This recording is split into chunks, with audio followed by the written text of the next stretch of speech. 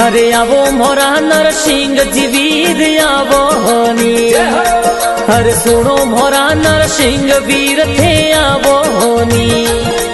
अरे होए घोड़ले सवार वीरो आवो होनी। अरे भगत जोबे बाट दर्शन देवो होनी।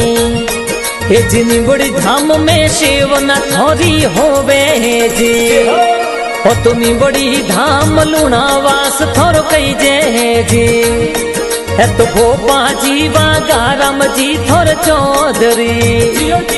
है तो शिव न करावे जोर जमला जगावे नी। अरे होए घोड़ले सवार नरसिंह आवो नी। हो जी।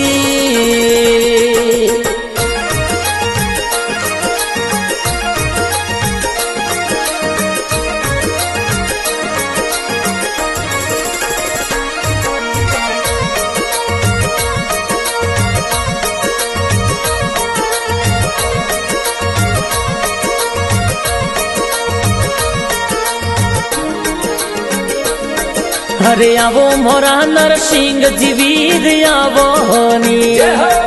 अरे सुनो मोरा नरसिंह वीर थे आवो होनी।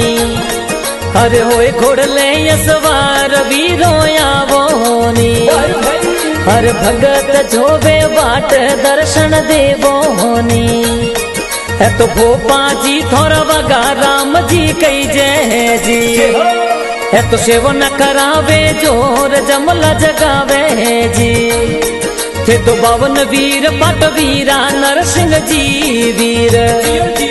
है तो खोंडा खप्पर हाथ माता जी आवे जी। अरे होए घोड़ले सवार नरसिंह आवो नी। हो जी।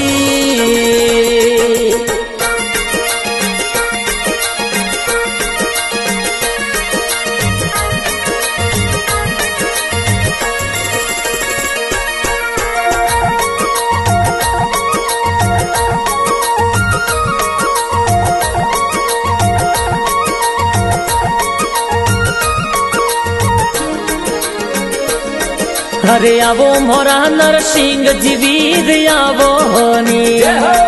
हर संग में भारी सुंदरा माता आवो होनी।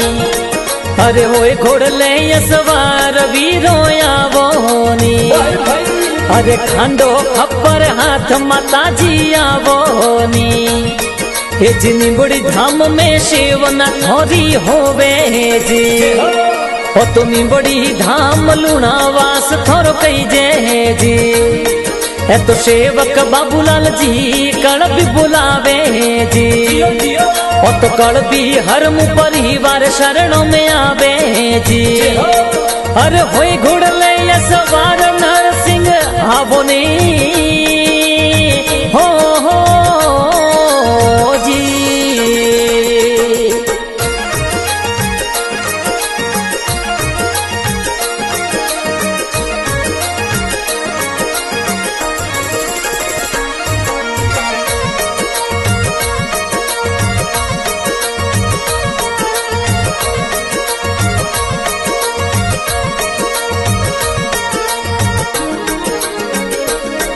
अरे आवो मोरा नरसिंह जी वीर आवो होनी। अरे सुनो मोरा नरसिंह वीर थे आवो होनी।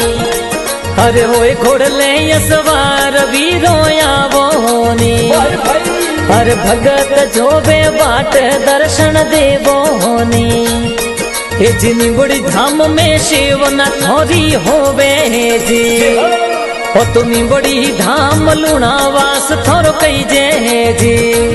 ओए घोड़ले सवार नरसिंह आवो नी।